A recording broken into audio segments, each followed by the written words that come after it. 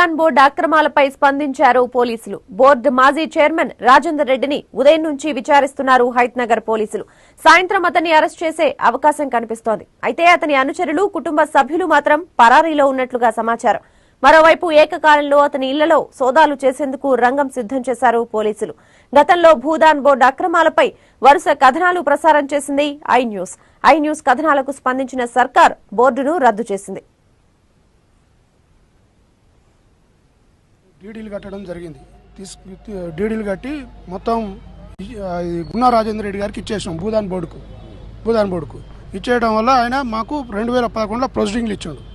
మీకు ప్లాట్లు అన్నాక మళ్ళీ పోయి మేము ప్లాట్ల గురించి ఎప్పుడు చేస్తారు సార్ అది అంటే సర్వే నెంబర్ వచ్చేసి 215 నుంచి 224 సర్వే నెంబర్, కుంట్లూరు పాపాయగూడ.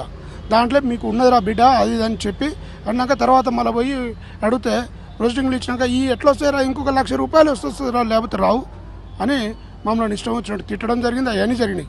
అవన్నీ అయిపోయినాక కూడా ఇక లాభం లేదని మేము కోర్టుకు పోయినాం. కోర్టుకు పోతే కోర్టును ఆశ్రయిస్తే కోర్టు ఏమన్నదంటే మీ పొజిషన్ కాపాడుకోండి అని కోర్టు మాకు ఇచ్చిన ప్రకారంగా మేము అందులో ఉండటం జరిగింది.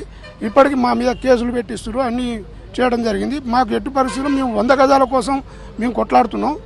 మేము ఇచ్చిన డీడీలు అవన్నీ పోలీసులకు మొత్తం ఉన్నాయి. మన దగ్గర ఏమున్న డీటెయిల్స్, ఆధారాలు ఉన్నాయి. అవన్నీ మేము పోలీసులకు సబ్మిట్ చేయడం కూడా జరిగింది. ఒక్కొక్కటి 20,000 చొప్పున డీడీలు తీసినాం. 2,000 డీడీలు తీసి ఇచ్చినాం. తర్వాత 3,069 డీడీలు తీసి ఎంతమందికి ప్లాట్లు మీకు ఇలా ఇస్తారా బిడ్డ అని గున్నా రాజేందర్ రెడ్డి గారు చెప్పారు. మేము ఇచ్చాం. ఇంతవరకు దాని గురించి పోతే లక్ష ఇస్తే ఇస్తారా, ఊగినా ఇస్తానరా, ఎట్లా వస్తారా, ఏమనుకున్నారా, తిరుపతి ఇంకా ఉండి లేచిన అనుకోపరా అని మా ప్రత్యర్థిని అతన్ని నోటికొచ్చిన కూతలు కూయటం జరిగింది. ఇక బూతుగా చాలా మాట్లాడిండు ఆయన. సరే, ఆయన ధర్మం ఆయనకే, పాపం అనేది పండింది.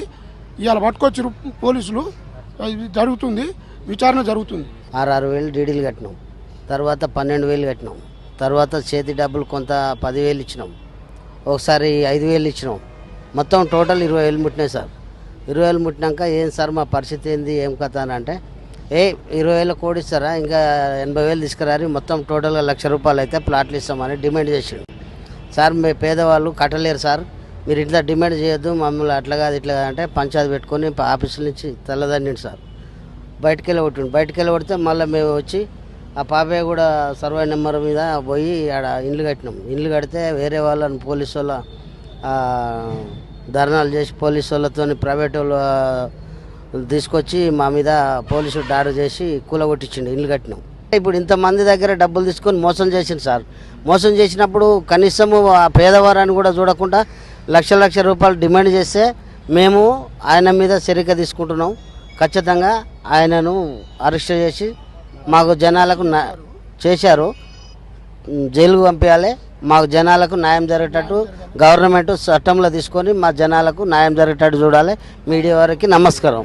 ఆయన రాజేందర్ రెడ్డి దగ్గరికి ఒకసారి వెళ్ళటము, మూకుమ్మడిగా దాడి చేయటం జరిగింది. మాకు అప్పుడు ఒరిజినల్ పట్టాలు ఇవ్వటం జరిగింది.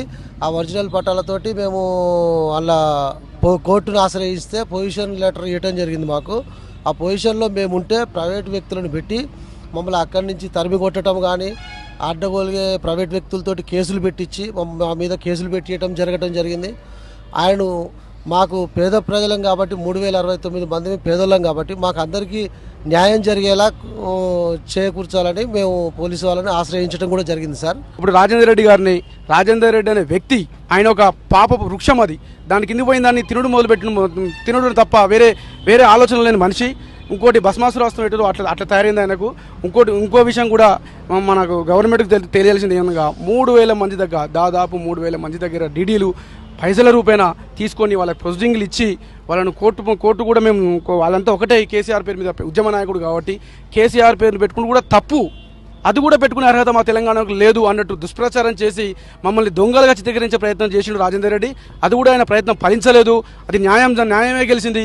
ఈరోజు ఆయన మీద ఉన్న కేసులన్నీ తిరగదోడి ఆయనను ఎమ్మటే జైల్లో ఉంచాలి. ఇటువంటి వ్యక్తి బయట తిరగడానికి అనర్హుడు. డీడీ కట్టినాం సార్, అక్కడనే ఉంటున్నాం. ఇప్పుడు 5-6 నెలల నుంచి చలికి ఎండకు మా వాళ్ళ మీద కేసు, నైట్ కూడా అక్కడనే వచ్చి మేము అక్కడనే ఉంటున్నాం, అక్కడనే తింటున్నాం, అక్కడనే తినకుండా కూడా వానల వర్షంలో శనాలు